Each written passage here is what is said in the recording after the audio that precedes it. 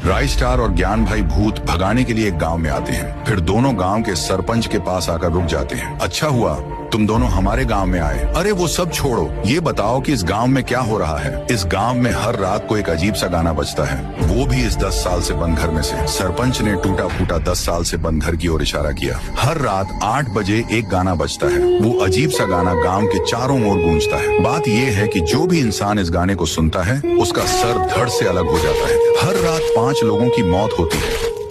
इसी वजह से सभी गांव वाले इस गांव को छोड़कर जा चुके हैं। अब तुम ही कुछ कर सकते हो भाई, मैं तो चला, यहाँ रहना खतरों से कम नहीं है। ये कहकर सरपंच वहाँ से भाग निकला। दोनों के चेहरे पीले पड़ गए। फिर भी दोनों हिम्मत करके उस घर के अंदर जाने लगे। जब दोनों उस घर में गए तब शाम हो गई। दोनों ऊपर रुके हुए थे। ज्ञान भाई उस गाने से बचने के लिए हेडफोन लगाए हुए थे। रही बात राय स्टार की, तो उस पर किसी का असर नहीं होता था। होना क्या था, 8 बज गए। फिर से चारों ओर वही गाना सुनाई देने लगा। दूसरी तरफ राय स्टार और ज्ञान भाई के सामने एक लड़की आई जो कि वही गाना गा रही थी। अभी तक तो दोनों पर गाने का असर नहीं हो रहा था। तभी ज्ञान भाई को फोन आया। वो भूल गया। फोन पर बात करने के लिए जैसे ही उसने हेडफोन हटाया वैसे ही उसका सर धड़ से अलग हुआ और वो मर गया। ये देख राय स्टार का खून खौल उठा और उसने उस लड़की से कहा, क्या चाहती है तू? इस गांव से लोगों को क्यों मार रही है? मुझे बता, मैं तेरे लिए ही इधर आया हूँ, मुझ पर भरोसा कर। लड़की रोते हुए बोलती है, मेरा नाम मंजुलिका है। 10 साल पहले मैं और मेरे पप्पा रोजगार की तलाश में इस गांव में रहने के लिए आए। हमने ये घर किराए पर लिया। मैं हर टाइम घर में अकेली गाना गाती रहती थी। मुझे गाना गाना बहुत पसंद था। पर एक दिन मेरे घर के सामने से एक लड़का गुजर रहा था। वो मेरे गाने को सुनकर खिड़की के पास आ पहुंचा। उसको मैं बहुत पसंद आ गई, इसलिए वो डायरेक्ट घर के अंदर घुसा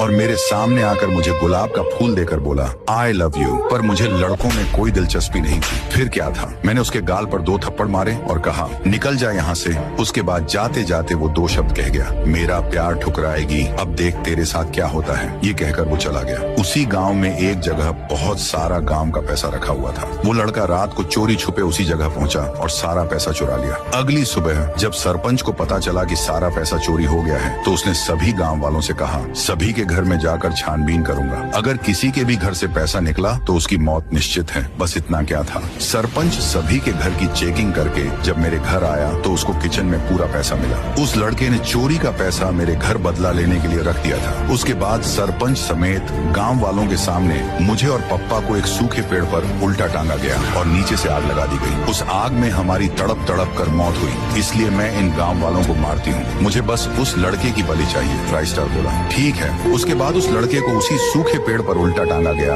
और फिर लड़के का भी सर धड़ से अलग हो गया। लड़के की बलि मिलते ही मंजुलिका की आत्मा हमेशा के लिए वहाँ से चली गई।